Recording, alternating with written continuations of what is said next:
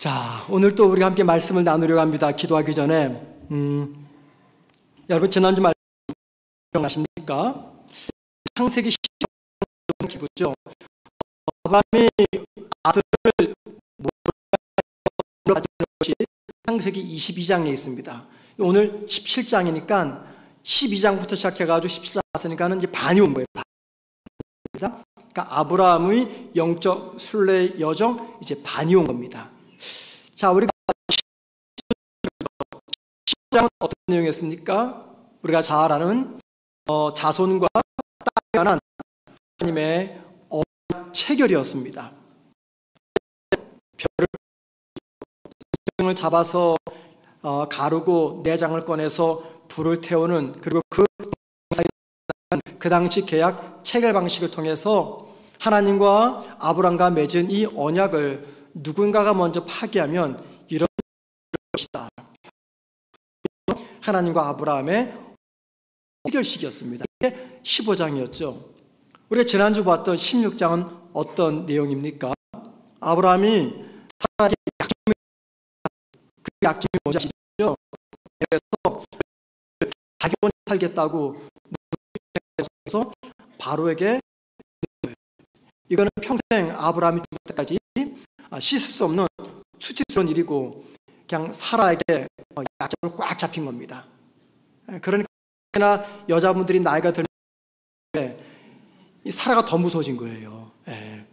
그래서 그 약점에 사라가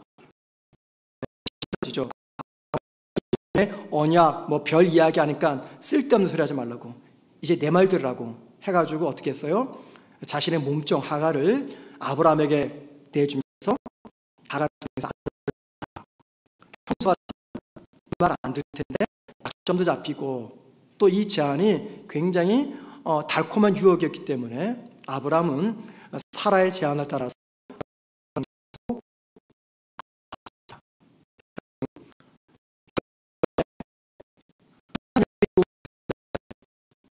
계약을 맺었잖아요. 하나님의 말씀 들었어요. 어떻게 했습니까? 하나님의 은혜를 받고 돌아서자마자 하나님의 제안에 솔깃해가지고 하갈을 취해서 아들을 낳습니다. 뭘 보여줍니까? 우리가 하나님의 말씀 받았을 때 그 말씀을 내 삶에서 적용 못하도록 있다는 것입니다. 하나님의 약속이 말하지만 인간관계 문제 때문에 그 말씀을 구체적으로 적용하지 못했던 아브라함의 이 미성숙한 모습을 알아보게 됩니다. 아들을 준다 하더라도 그 아들 데리고 모리아산까지 가서 제물로 바칠 수 있는 그런 믿음을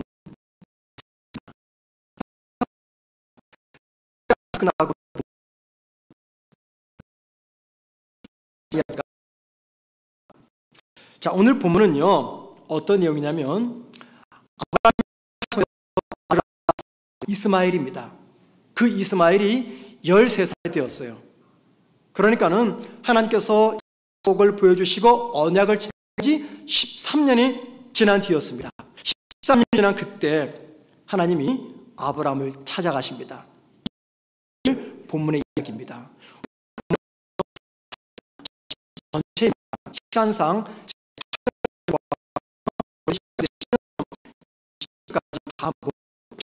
바랍니다. 자, 오늘 1절 말씀 보면 하나님이 찾아가셨을 때 아브라함이 몇 살이었습니까? 99세라고 이야기합니다. 아브라함이 이삭을 몇 살에 낳았습니까? 100살에 낳았어요. 자, 그러니까 이제 이삭이 태어나기 1년 전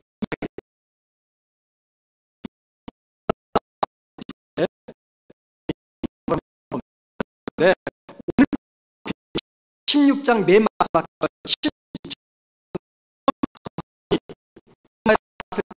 몇 살이라고 말합니까? 86세라고 이야기해요. 86세. 이스마엘을 낳고 10장에서 아브라함의 나이가 99세가 되었다. 자, 그러니까는 이스마엘이 태어나고 몇 년이 지난 겁니까? 13년. 16장 마지막 절인 과 오늘 본문 1절 그 사이에는 시간이 13년이 경과된 것을 보여줍니다. 그리고 이스마엘이 태어나고 13년 동안 아브라함이 낳지 못했다는 것. 13년 동안. 그러니까는 하나님이 하늘의 별을 보여주고 계약을 체결했어도 13년간 하나님께서 주신 언약은 성취될 기회다. 그런데 여러분 특이한 게 있어요. 그 뭐냐면 성경은 13년이 지나가는 과정 동안에 아브라함의 삶과 어땠는지는 언급하지 않고 있습니다. 16장 16절부터 17장 1절 사이가 13년이 지났잖아요. 그 13년 동안 아브라함이 어떤 삶을 살았는지 또 그의 믿음은 어떠했는지 1절 언급하지 않고 있습니다. 왜 그럴까요? 두 가지 이유 때문이에요. 첫째는 사람이 없었다는 겁니다. 평범한 삶을 살았다는 겁니다. 가장 중요한 이유는 13년 동안 15장까지 말씀하신 하나님의 그 약 오직 한 사람에게만 마음을 쏟았어요. 그 사람이 누굴까요?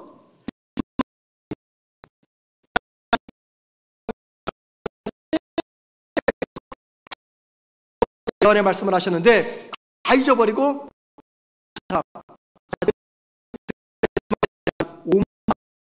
쏟고 살았던 겁니다. 그래서 아브라함의 행동이 않고 있어요. 18절 말씀 보시겠습니다. 한번 다 같이 읽습니다. 화면 보시고 시작.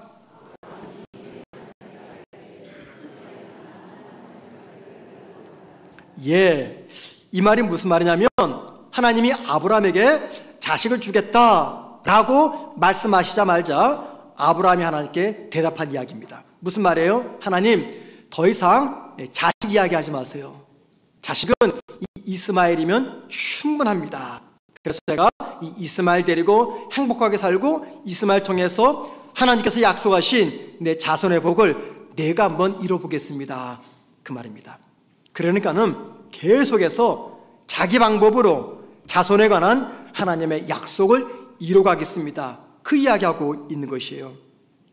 자, 여러분 18절의 이 한 절 말씀은 뭘 보여줍니까? 기록되지 않은 13년의 아브라함의 삶의 모습이 어땠는지, 특별히 하나님 앞에서 지난 13년간 아브라함이 어떤 삶을 살아왔는지 가장 잘 보여주는 말씀입니다.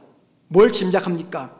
아브라함은 이스마엘을 바라보면서 지난 13년 동안 영적 암흑기를, 황무지를 지나왔다라는 것을 짐작하게 됩니다.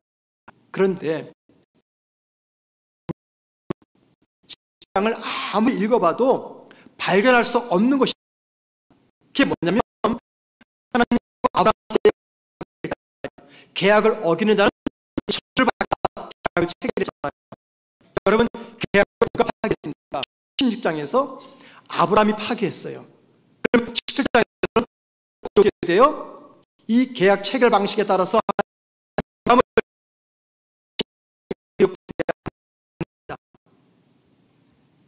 무슨 말이냐면 하나님은 아브라함과 사라 두 부부가 하나님께 파기했음에 불구하고 이스마엘 낳은 그 일 때문에 아브라함은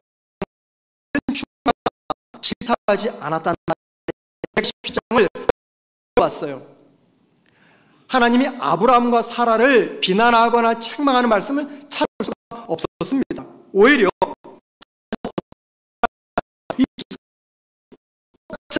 잘못을 하지 않도록 계속해서 마지막까지 계속해서 말씀을 주십니다. 그래서 13년 만에 나타나신다. 13년 만에 나타나지 않으시면 아브라함과 사라가 이삭을 낳지 못했을까요?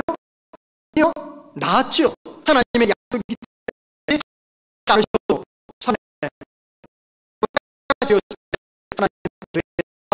사이에서 이삭을 낳게 되었을 것이에요. 그런데 하나님은 13년 아브라함을 찾아오셨어요. 왜 그랬을까요, 여러분들? 하나님이 13년 만에 하나님께서 중요한 것을 알려주기 위해서입니다. 아브라함은 지난 13년 동안 하나님을 잊었을지 모르지만 하나님은 10년 동안 잊지, 그리고 13년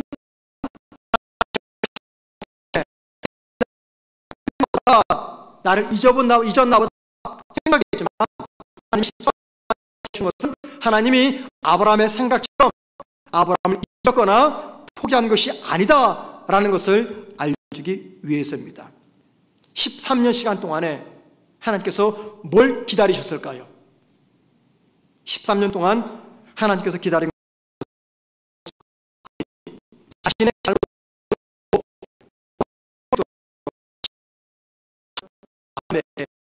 잘못과 기회를 주신 것은 아닌가, 이런 생각을 해보게 됩니다. 우리가 금요 기도회 때마다 아브라함의 영적 순례에 대해서 말씀을 살펴보고 있어요. 자, 지금까지 살펴본 아브라함의 무엇입니까? 알죠? 아브라함의 믿음의 특징, 일관성이 없이 오르락 내리락하는 IQ가 가장 낮은 물고기 망둥이처럼 돌아서면은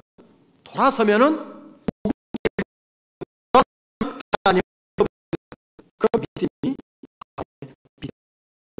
그래도 하나님이 아브라함을 포기하지 않고 벌하지 않는 이유는 하나님이 한 가지를 인정하셨기 때문이에요. 그럼에도 불구하고 하나님이 아브라함을 책망하지 않고 벌하지 않는 이유는 하나님이 한 가지를 하셨기 때문이에요. 모든 것을 인정하셨기 때문이에요. 존재가 어떤 존재입니까? 하나님의 쉬 있고 일관성 없는 믿음, 오르락 내리락하는 그런 믿음을 가진 사람이, 그런 믿음을 가진 것이 우리 아브라함과 인간의 공통된 특징이라는 것을 하나님께서 인정하셨기 때문에 하나님은 그걸 받아들이는 거예요. 여러분, 인정하면은요 화가 안 납니다. 인정하면요 보복하지 않습니다. 그냥 그러려니 해요.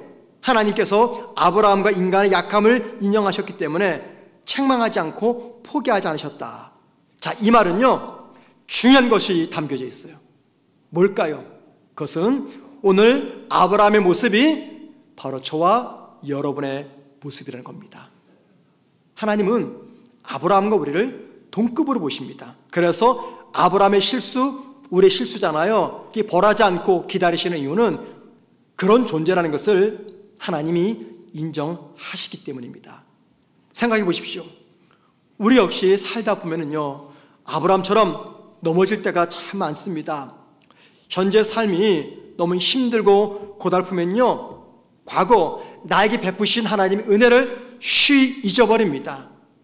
오늘의 삶이 너무너무 고통스러우면요 과거 받은 하나님의 은혜는 기억나지 않습니다.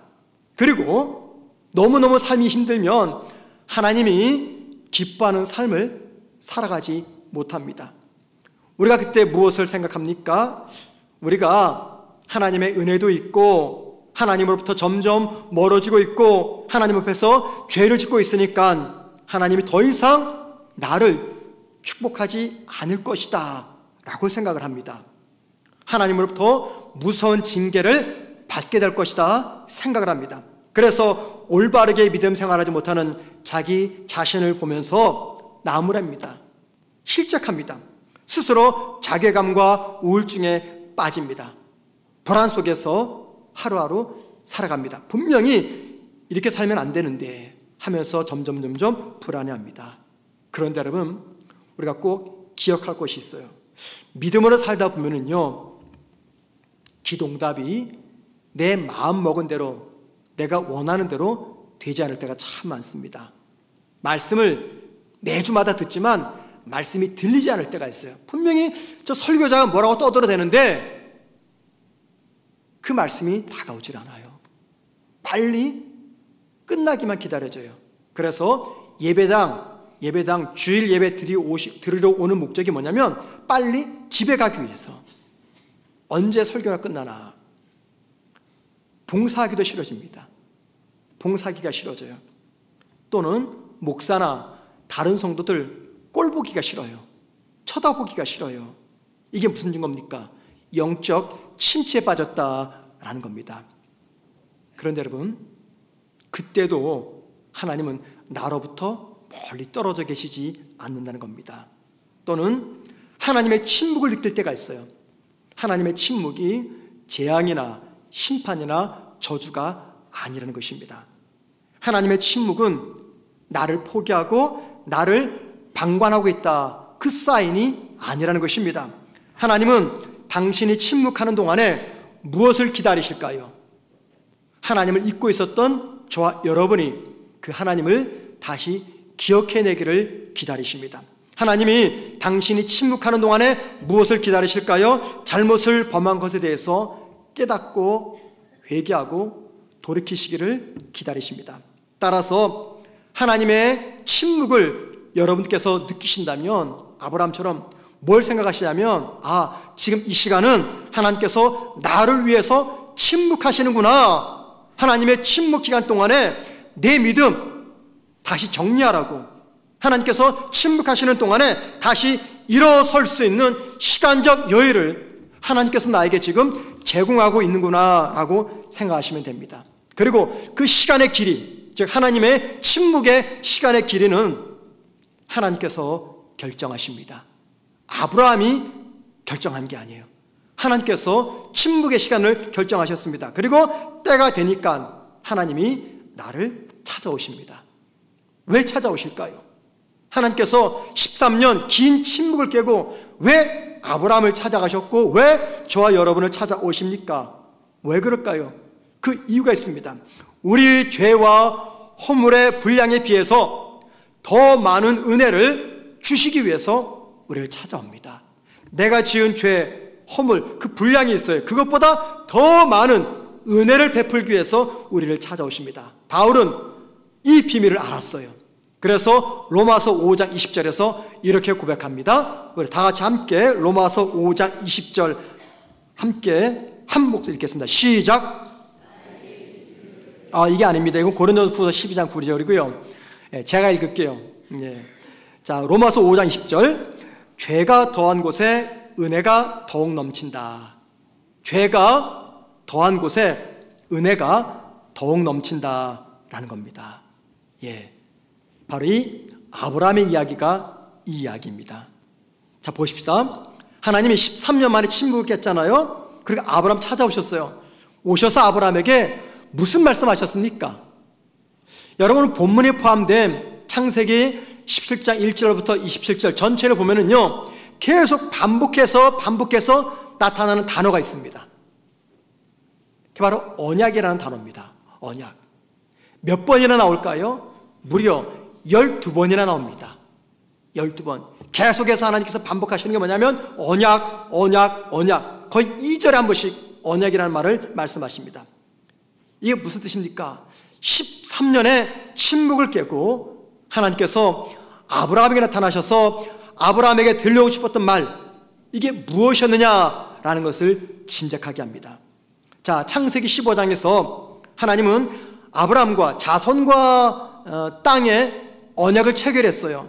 그리고 계약을 파기하는 자는 짐승이 불태우는 것처럼 저주를 받을 것이다 라고 계약을 체결했어요. 그런데 16장에 와서는 그 계약의 파괴자가 아브라함을 보여줍니다.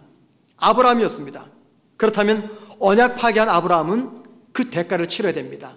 심판을 받아야 됩니다. 그런데 하나님은 13년 만에 아브라함을 찾아가서 언약 파괴의 책임을 묻지 않으셨어요. 하나님은 아브라함을 심판하기는커녕 12번이나 언약을 언급하시면서 아브라함이 하나님과 맺었던, 비록 그 아브라함 파괴했던 그 언약이 아직도 유효함을 계속해서 상기시켜주고 있었습니다. 그러니까 지난 13년간 아브라함은 하나님을 잊었지만 하나님은 아브라함을 잊은 적이 없다는 것입니다.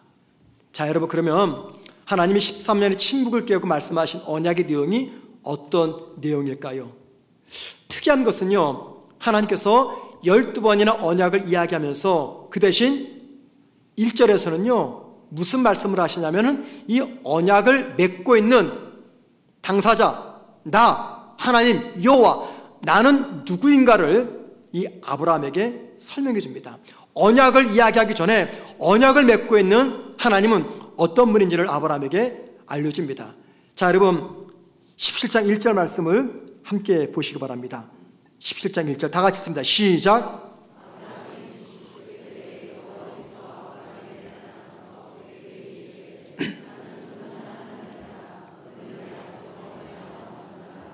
예, 하나님께서 당신을 뭐라고 소개합니까? 전능한 하나님, 전능하신 하나님.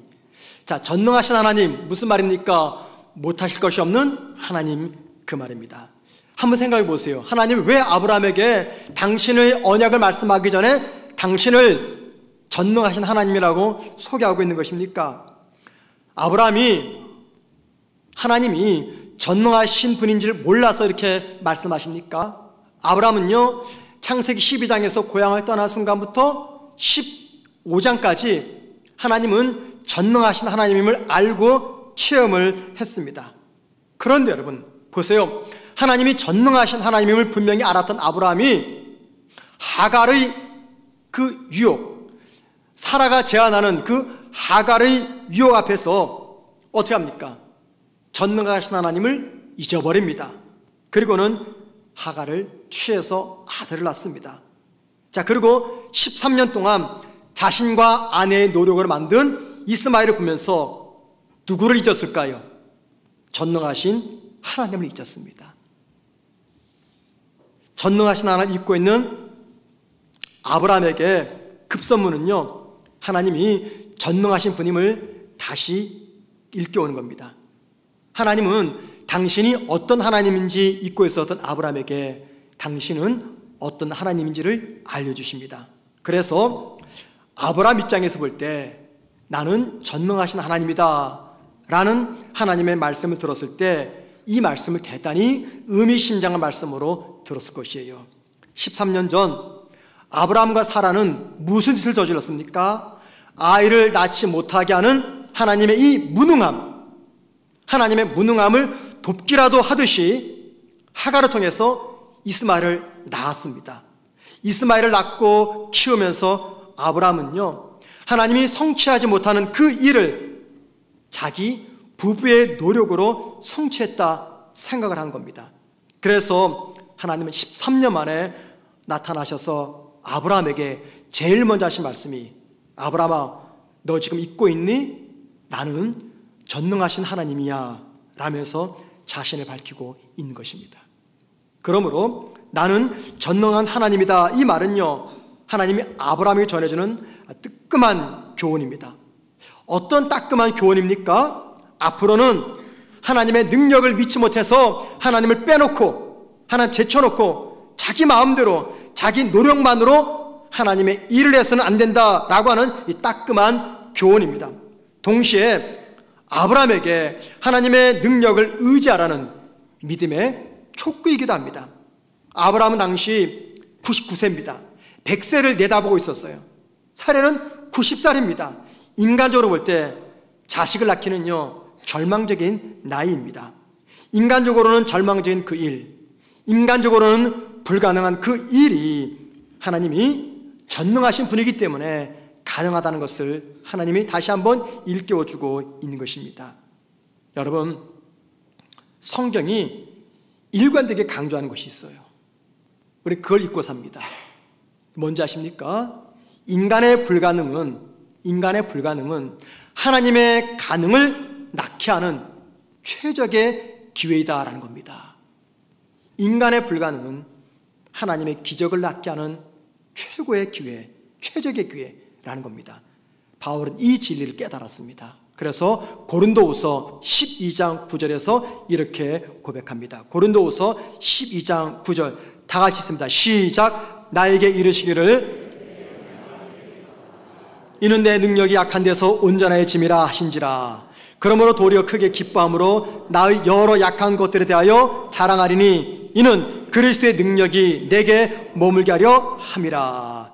이는 내 능력이 약한 데서 온전해짐이라. 여기 내 능력이 누구 능력입니까? 바울의 능력입니까? 하나님의 능력입니까? 하나님의 능력이에요. 하나님의 능력이 약한 데서 온전해진다. 즉 인간의 불가능은 하나님의 가능을 낳게 하는 최적의 기회다라는 것을 보여줍니다. 아브라함은요, 이 바울의 이 고백을 100세 때 낳은 이삭을 보면서 철저하게 깨달았을 것이에요. 만약에 아브라함이 13년 전에 못하는 것이 없고 모르는 것이 없는 전지전능하신 하나님을 정말 믿었다면 사라의 말을 듣고 하갈을 취했을까요? 여러분 어떻게 생각하세요? 아무리 아브라함이 아내에게 약점을 잡히고 있다 하더라도 진짜 아브라함이 하나님의 전능하심을 믿었다면, 하나님은 못하는 것이 없다라는 것을 정말 믿었다면 사라의 말을 듣고 하갈을 취했을까요? 그러진 않았을 거예요. 뭘 보여줍니까? 그때 아브라함은 뭘 믿지 못한 거예요? 하나님의 전능성. 하나님의 전능성을 믿지 못한 겁니다. 물론 아브라함은요, 평소에는 하나님의 전능하신 분이다 라고 믿었습니다. 그런데 달콤한 유혹이나 회피하고 싶었던 이 현실 앞에서나 고난 앞에서는 하나님은 전능하신 하나님이다 라는 것을 믿을 수 없었던 겁니다. 저와 여러분이 믿음의 사람으로 이 세상을 살아갈 때 육신이 약하기 때문에 죄를 짓고 실수할 때가 참 많습니다. 우리의 삶의 상황이 너무나 절박하기 때문에 그 상황에서 벗어나기 위해서 비신앙의 길을 걸어갈 때가 있고 죄를 지을 때가 있어요. 그만큼 삶이 힘들기 때문에, 또는 내 마음에 간절히 바라고 기대하고 소망하는 것이 있습니다. 그 간절한 바람을 실현하기 위해서 어쩔 수 없이 하나님의 뜻을 거역할 때도 있습니다. 죄를 짓거나 실수할 때 모든 성도들은요, 저마다 변명거리가 있습니다. 저에게도 있고 여러분에게도 있습니다. 처녀가 아이를 낳아도 할 말이 있다고 하잖아요. 그것처럼 성도가 믿음의 정도를 걷지 못하고 죄를 짓거나 믿음의 경로에서 이탈할 때 다 저마다 변명과 핑계가 있습니다. 자, 그런데 여러분, 우리가 한번 정직하게 생각해 보십시다. 우리가 많은 실수를 하고 많은 죄를 범하는 진짜 중요한 이유가 뭐 때문일까요? 뭐 때문입니까? 우리가 낙심하고 포기하고 힘들어하는 진짜 이유 뭐 때문입니까? 여러 가지 변명거리가 있겠지만 결국 하나입니다. 믿음의 부족입니다. 믿음의 부족. 하나님이 내가 있는 그곳에 나와 함께 계시는, 편재하시는 하나님 믿는 믿음이 부족하기 때문이고, 나에 관해 모든 것들을 알고 계시는 전지하신 하나님을 믿는 믿음이 부족함이 때문이고, 내가 못하는 그 일을 하나님은 하실 수 있다라고 하는 전능하신 하나님을 믿지 못하기 때문입니다. 믿음이 부족하기 때문입니다. 물론 우리 모두는요, 하나님이 편재하시고 전지전능하신 하나님을 정말 믿어요. 믿고 있습니다. 그런데 여러분, 그 믿음이 어떤 믿음입니까? 때로는 그 믿음은요, 성경 안에서만 기록된 그 하나님을 믿는 믿음입니다. 하나님이 홍해강을 가르셨어요. 하나님이 이스라엘과 아말렉과의 전쟁에서 태양을 멈추게 하셨어요. 하나님이 천지를 창조하셨어요. 하나님이 10개의 재앙으로 이스라엘 구하셨어요. 이 전지전능하신 하나님, 그 믿어요. 단 성경에 기록되어 있는 그 하나님만 믿을 뿐이지, 그 하나님이 진짜 오늘도 내 삶에서 역사하고 계시는 그 하나님임을 우리는 잘 신뢰하지 못합니다. 그리고 그 하나님을 믿지 못하는 바로 거기서부터 우리의 실수와 잘못과 범죄함이 나타나고 있다는 겁니다. 또는 전지전능하신 하나님은 다른 사람에게는 그럴 수 있어도 적어도 나에게는 전지전능하신 하나님이 아니다 라고 생각을 합니다. 우리가 정직하게 생각해 보아야 됩니다. 과연 나는 내가 믿는 하나님을 전지전능하신 하나님으로 믿고 있는가라는 겁니다. 어떤 문제 가지고 기도할 때 초기에는요 기대감이 있어요.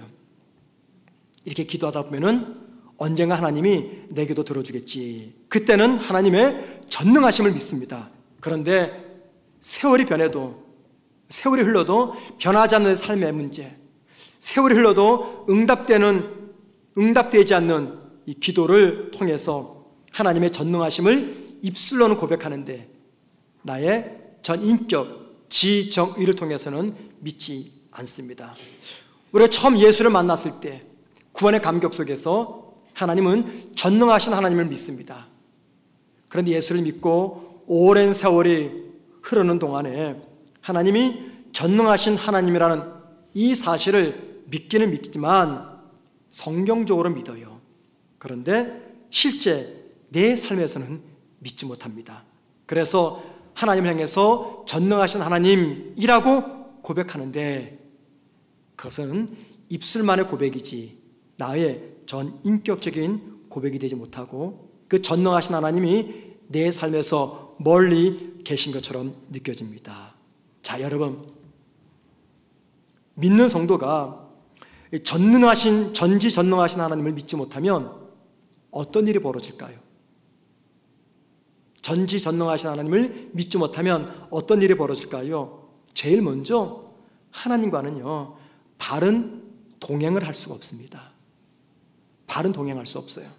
그리고 믿는 성도가 이 땅에서 누릴 수 있는 하나님의 능력과 하나님의 일하심을 체험할 수가 없습니다.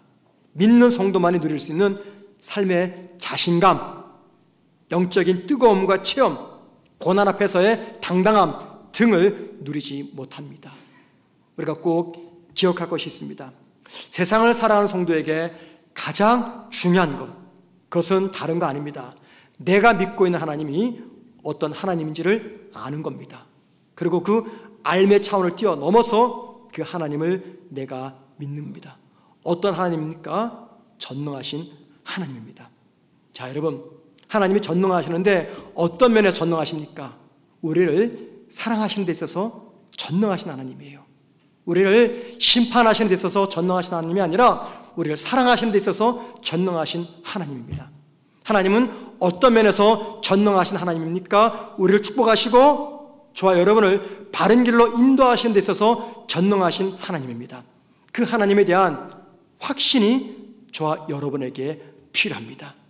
사탄이 매일 단위로 쉬지 않고 달려들어서 저와 여러분을 흔드는 거, 이게 뭘까요? 바로 이 확신입니다. 내가 믿고 있는 하나님에 대한 확신, 내가 믿는 하나님이 전능하신 하나님에 대한 확신을 공격합니다. 삶의 여러 가지 상황을 통해서, 연약한 내 의지를 통해서, 물질의 문제와 건강의 문제와 직장과 사업과 자녀들의 문제를 통해서 전능하신 하나님을 신뢰하지 못하도록 그 확신을 공격하고 있습니다. 이 성도가 이 확신을 붙잡을 때 내 앞에 놓여있는 문제의 크기, 종류, 관계없이 믿음의 당당함을 가지고 이 세상을 살아갈 수가 있게 됩니다. 여러분, 오늘 저녁 저와 여러분이 함께 기도하실 겁니다. 기도할 때 이 확신을 달라고, 내가 믿는 하나님이 전능하신 하나님 믿는 이 확신을 달라고 함께 힘쓰고 애써 기도하는 이 시간 되기를 주의 이름으로 축원을 드립니다. 자, 함께 우리 찬양하면서 기도하겠습니다.